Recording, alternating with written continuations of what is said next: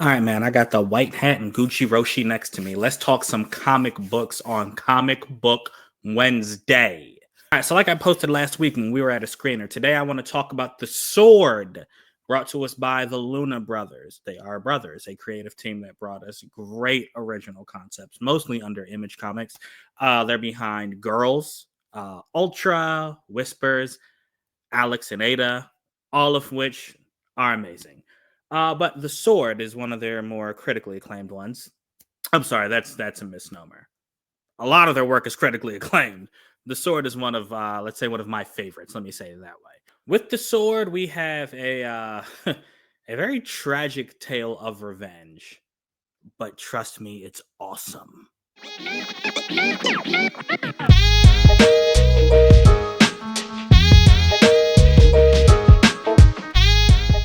Hey, so before I forget, if you like comics, if you like movies, if you like what we do on this channel, please go ahead, give us a like and subscribe. Jovi and I often forget to point that out. So just wanted to say that up front, definitely appreciate you for doing so.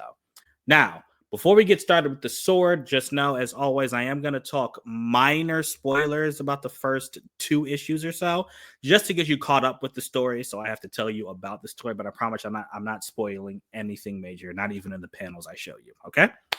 Let's get started. So, The Sword came out back in 2007. It was 24 issues, so it came out between 2007 and 2010. Only 24 issues, not long at all. And it tells the story of this woman. Her name is Dara.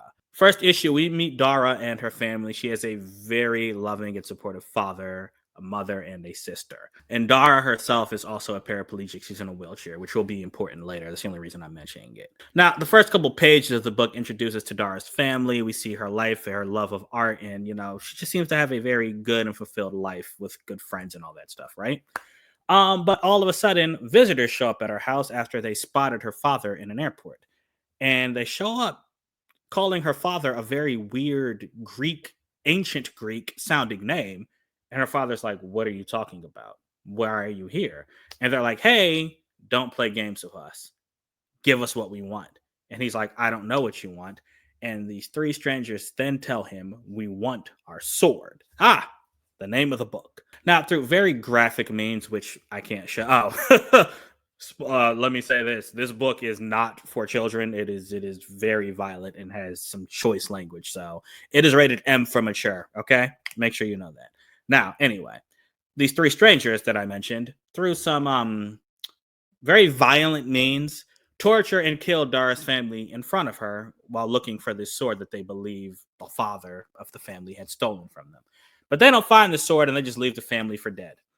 Dara survives, and in a corner of her home, she finds a sword. And when she touches this sword, she can magically walk. It has healed her and given her strength. So, what's this sword about? Even though she's found this sword, Dara is obviously still a little bit confused, seeing her family ripped apart in front of her and suddenly being able to walk. So she doesn't understand what's happening till she goes to her funeral for her family, and one of her father's old students comes up and says, "I loved your dad. I love the stories he used to tell about this guy named Demetrios." The same name those three strangers had kept calling her father. So now her ears perk up and she's like, "Whoa, I've heard this name before. Tell me about him." And this is where we learn that Demetrios, her father, is actually a 4,000-year-old Greek warrior who had a magic sword which he used to basically keep these three gods in check. These three gods who could control water, air, and earth. The same powers that were on display when these three strangers came and killed her family. You see where we're going with this? These three strangers had been under the thumb of this Demetrios character all this time. They were not allowed to basically go out and take over the world and use their powers because they knew that this man with his sword would stop them. They caught him in a moment of weakness and killed him and thought they were rid of him. So now, of course, his daughter is pissed, and her two friends are now on a path of revenge. Well, it's really more fair to say that she's on her path of revenge. Her two friends are tagging along because through some things I won't spoil, they kind of get implicated by these three douchebags who killed her family. So they're tagging along to kind of clear their names, while Dara is like, "I want to clear my name and I want my revenge." And yeah, it's pretty dope, man. It's really cool. Now, things I really like that just drew me to the book. Again, 24 issues. You never feel like there's a filler. Like it just you can breeze through this like in a weekend if you're dedicated. It's really good. Yeah, like every issue feels like it's just progressing the story of Dara and her, her quest, really, her and her friend's quest. Yeah, so I really like seeing Dara's like transformation when she gets hold of the sword. Like while you're holding it, while you have it, you just become OD.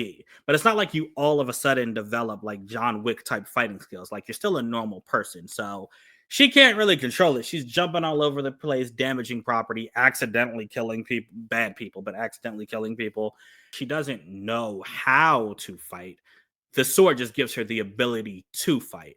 When she's confronted with multiple enemies, it's really interesting to see how she like uses her mind to be like, okay, this is what I'm going to do to beat you, rather than just walking up and trying to swing the sword like a baseball bat, right? So I thought that was actually really cool because there's a in this fantastical world, there's just this element of realism where it's like, yeah, okay, if you just woke up as Superman one day, you're obviously not gonna be an MMA fighter, right? Like you're not gonna know all the moves and everything. You have to learn and get experience. So I like that. I really like that the book took it that way.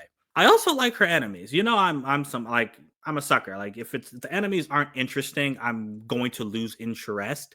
And they are definitely some entitled douchebags. Like you see their backstory, you see them in the present day. You're like, you're not gonna like them, but they are entertaining to watch, if only to see how shook they are every time they lay eyes on that sword. It's just great. When she eventually does confront them and they have their big battles, those are also just they're epic, man. They really are. Now, one thing I will mention, the only real negative, or not even a negative, just something I've heard people complain about that is fair to point out. The art style in this, it's a little it's not bad. It's not bad. I'm not gonna say that. Like, get that out of your mind. But it's definitely not like as modern as you might think. Like, it's definitely reminiscent of that time back in '07, I guess. Meaning the way characters' faces look and the way environments look and all that. So, like, it just might take you a couple. Like when you first open it, you might be like, "Huh," it might take you a couple pages to get used to it. Once you're used to it, you're gonna be perfectly fine. And again, the story's so captivating. You might not even notice. You might just be like, "What is this dude talking about?" The art is fine. So, but I did want to throw that out there. Now, again, it's 24 issues, and I think the trade paperbacks, which are the best way to probably read this today, because you're finding the individual issues is going to be hard for a book this old. But anyway, I think they're broken up into. Actually, I know they're broken up into like 6 issues each. But it reads as one continuous story. It's not like really a clean break after every arc, like might expect with your traditional DC or Marvel stuff, right? And I just say that to say, like, as you're reading the story, they're gonna be like the plot seems pretty linear. It's like you think like, well, obviously, yeah, she's gonna go find this person, then find this person, then find this person, and ultimately kill these people. There are some big old twists along the way, some heartbreak along the way, and ultimately the ending. Even after I've reread it, I've read it 3 times now, and every time I'm just like, dang, that ending. It's not what you expect, not what I expected. But yeah, definitely a very, very good book. One, like I said, my favorite from the Luna brothers. So check it out. Let me know what you think about it. The Sword, an epic tale of revenge. And if you have read it, let me know what you think about it right down there in the comments and let me know what your favorite part of it was. Definitely appreciate you watching and hearing me rant about another comic book. Until next time, I'm out.